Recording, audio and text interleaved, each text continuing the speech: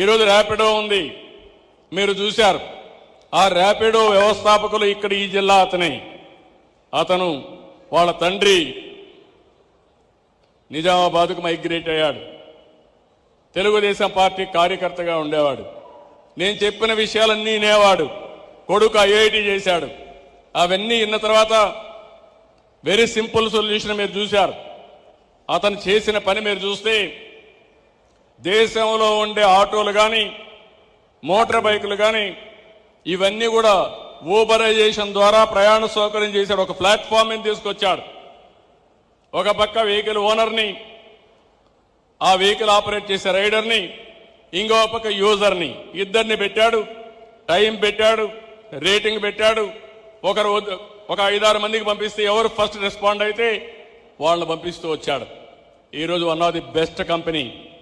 Idea great కాదు, కానీ ఆలోచించిన విధానం గ్రేట్. ఇంతవరకు చాలా మంది ఊహించుండరు.